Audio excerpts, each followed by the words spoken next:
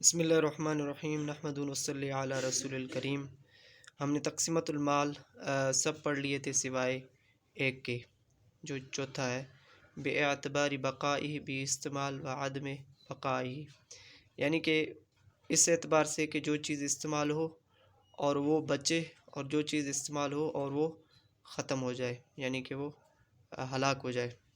تو اس کا نام اس طرح المال الاستہلاکی اور المال الاستعمالی رکھا گیا۔ المال الاستہلاکی کا یہ مطلب ہے کہ کوئی چیز اگر استعمال کرنے کے بعد یعنی کہ وہ بچتا نہیں ہے، باقی نہیں رہتا، اس کو استہلاکی کہتے ہیں۔ اور مال الاستعمالی اس کو کہتے ہیں جو چیز استعمال کرنے کے بعد بچا رہے۔ یعنی مثلا مال الاستہلاکی، آپ نے کوئی کھانے کی چیز کسی کو دے دیا تو وہ اس کے بعد یعنی کہ استعمال کرنے کے بعد وہ باقی نہیں رہے گا۔ اور استعمالی میں آپ نے پین کسی کو دے دیا تو استعمال کرنے کے بعد آپ کو واپس ملے گا۔ تو یہ الگ اس لیے بیان کیا کیونکہ یہاں پر تقسیم کا جو مقصد ہے کہ کچھ چیزیں اس کے ساتھ اجارہ یعنی کہ آپ رینٹ پر دیتے ہیں۔ اگر کوئی شخص استعمالی چیز رینٹ پر دیتا ہے تو ٹھیک ہے کہ وہ یعنی کہ مثلا آپ نے کسی کو پین دے دیا ایک دن کے لیے تو 10 روپے فی ڈے آپ لیں گے، پر ڈے آپ لیں گے۔ لیکن اگر کسی کو آپ نے ایک ٹافی دے دیا اور اس کے بعد کہتے ہیں کہ میں اس کا رینٹ لوں گا، تو یہ اس کا رینٹ نہیں بنے گا کیونکہ وہ ختم ہو جائے گا۔ یعنی آپ نے کسی کو اس طرح کوئی چیز دے دیا، کھانے کی کوئی چیز، اور کہہ رہے ہیں کہ میں اجارہ پہ دے رہا ہوں، تو یہ اجارہ نہیں ہو سکتا ہے، استہلاکی اجارہ نہیں ہو سکتا ہے۔ ٹھیک ہے، ابھی یہاں پر آتے ہیں العلاقۃ بین الانسان والمال۔ ذکرنا ان المال لا يعتبر مالا الا بمطول الناس له، یعنی کہ ہم نے بیان کیا کہ مال نہیں ہوتا جب کہ وہ قبضے میں نہ ہو انسان کے، یعنی کہ جب انسان اس پر قبضہ نہ کرے وہ مال نہیں ہوتا۔ لذلك كانت علاقة بالإنسان هي التي تعطيه خواصه المالیۃ و شرعیۃ، یعنی کہ انسان کا تعلق ہی مال کو کچھ خاصیتیں دیتا ہے، شرعاً بھی اور مالیتاً بھی۔ وَلَقَدْ قَرَّرَ شَارِعُ الْإِسْلَامِ تِلْكَ الْعَلَاقَ وَرَتَّبَ عَلَيْهَا ثَمَرَاتَهَا وَنَتَائِجَهَا، تو اللہ تعالیٰ نے مقرر کیا کہ یہ ریلیشن ورتب علیہ ثمرات و نتائج وتلک علاق المقرر فی الاسلام کا کل شرعی الملک، یعنی اس کو کیا کہتے ہیں؟ ملکیت کہتے ہیں۔ ملکیت، مال کی جو تعلق ہے اس کو ملکیت کہتے ہیں، اور انسان کے جو نام ہے وہ مالک۔ وہو معنی نسبی یفرض لتعین نسب بین المال والانسان کالابوہ والبنوہ، جیسے باپ اور بیٹا، وتقدم وتأخر، فکل هذه امور نسبیۃ لتعین نسب بین الاشیاء والاشخاص، فالابوہ نبوہ لتعین نسب بین الانسان ومن نشأ منہ۔ تو آخر میں جو یہ الملک ہوا معین لنسبت بین الانسان والمال، جو ملکیت ہے ایک تعلق ہے انسان اور مال کے بیچ میں۔ الانسان مالکن، انسان کیا ہے؟ مالک ہے۔ والمال مملوکن، اور مال کیا ہو جاتا ہے؟ جس ملکیت ہو جاتا ہے۔ یعنی کہ جب تک انسان مال کو قبضے میں نہ کرے گا تب تک وہ مال نہ ہوگا۔ تو آگے آتے ہیں جو فعرفہ کمال الدین بن الحمام فی فتح القدیر بأنہ القدرۃ علی التصرف ابتداء الا لمانع۔ کمال الدین بن حمام فرماتے ہیں کہ مال اس چیز کو کہتے ہیں القدرۃ علی التصرف، یعنی کہ انسان کو اس میں اختیار ہو، اس میں اختیار کی اہلیت ہو۔ ابتداء الا لمانع، ابتدا کہتے ہیں یعنی کہ فرسٹ پرسن، یعنی کہ آپ کے پاس موبائل ہے جس سے آپ اس ویڈیو کو دیکھ رہے ہیں، تو یہ آپ کا موبائل ہے، آپ کا موبائل ہے جس طرح آپ کریں۔ الا لمانع، سوائے اس کے جس کے لیے آپ یعنی کہ جو چیز مانع ہو۔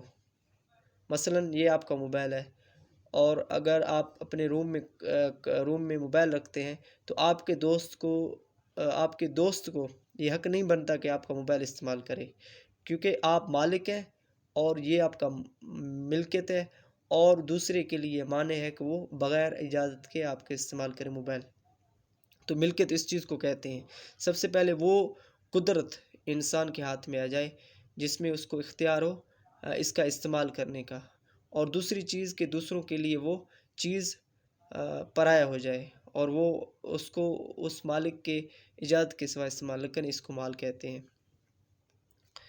تو یہاں پر جو بات ہو رہی ہے، ابھی دوسری ڈیفینیشن پر آتے ہیں جو پیج نمبر 64 ہے۔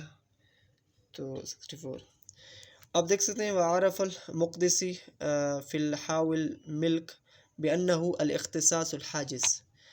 ابھی یہ فرماتے ہیں ملکیت کے بارے میں کہ ملکیت کا یہ مطلب ہے کہ وہ خاص کر دیتی ہے، یعنی کہ اس مال کو خاص کر دیتی ہے، الحاجز اور روکتی ہے۔ ابھی اس کا کیا مطلب ہے؟ خاص اس شخص کے لیے کرتی ہے، یعنی کہ مال خاص اس شخص کے لیے ہو جاتا ہے جو اس کا مالک بن جاتا ہے، اور اس دائرے کے باہر جو بھی لوگ ہیں، جتنے بھی لوگ ہیں، وہ اس چیز سے رکے ہوئے ہیں، یعنی کہ اس چیز کو استعمال نہیں کر سکتے۔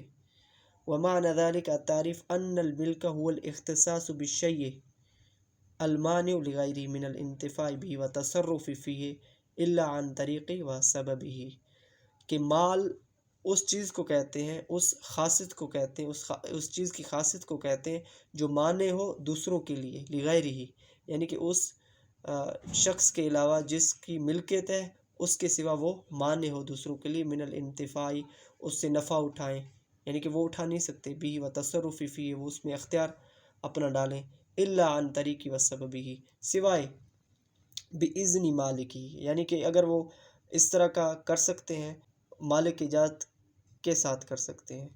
وہذا تعریف لو اتصل بالاول وکمل احدهما الاخر لنتج عنہما تعریف قویم لان الاختصاص، یعنی کہ دونوں جو ڈیفینیشن میں نے بیان کیے ان دونوں ڈیفینیشن کو ملا کر ایک ڈیفینیشن بنایا گیا۔ ابھی اگر ہے آثار ثابت فی القدرۃ علی التصرف ابتداء فالتعریف الذي نكونه من الاثنين يكون هكذا: الملك هو الاختصاص بالاشیاء الحاجز لغیر عنها شرعا، یعنی کہ ملکیت اس خاصیت کو کہتے ہیں چیزوں کی جو یعنی کہ الحاجز للغیر، مانع للغیر، یعنی کہ دوسروں سے حفاظت شدہ ہو، یعنی کہ دوسرے اس کو استعمال نہ کر سکیں۔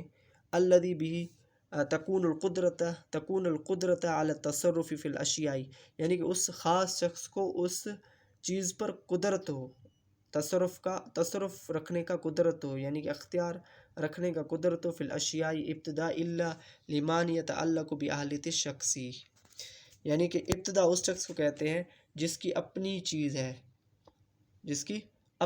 ہے، یعنی ذاتی چیز ہے، اس کے سوا دوسروں کے لیے مانع ہے، یتعلق باہلیت الشخص، کہ وہ یعنی کہ وہ اہل بن سکیں اس چیز کو استعمال کرنے کا۔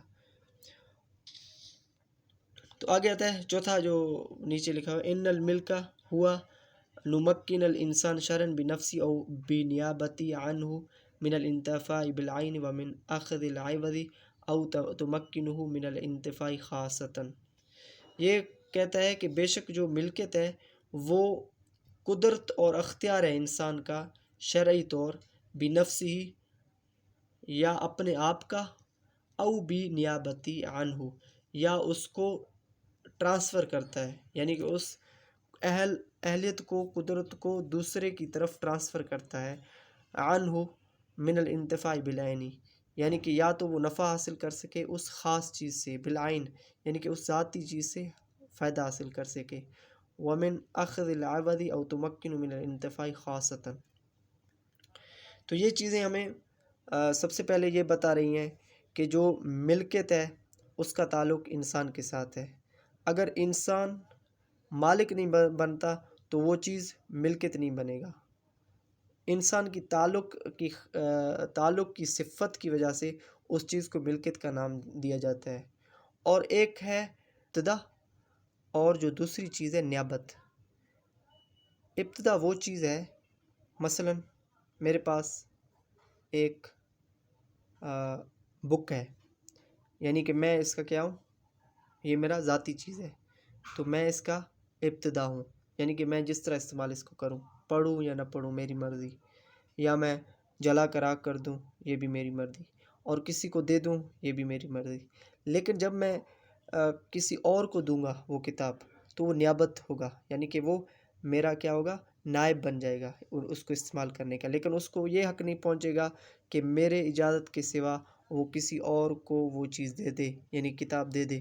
تو کیونکہ وہ نیابت ہے، اور نیابت کا یہ اختیار نہیں کہ وہ کسی اور کو دے دے۔ لیکن جو ابتدا ہوتا ہے، یعنی کہ جو اس چیز کا جو خاص مالک ہوتا ہے، وہ اس کو ہر جس طرح چاہے استعمال کر سکے۔ تو یہاں پر یہ چیزیں دو تین چیزیں اہم تھیں جن کو سمجھنا ہمارے لیے ضروری ہے۔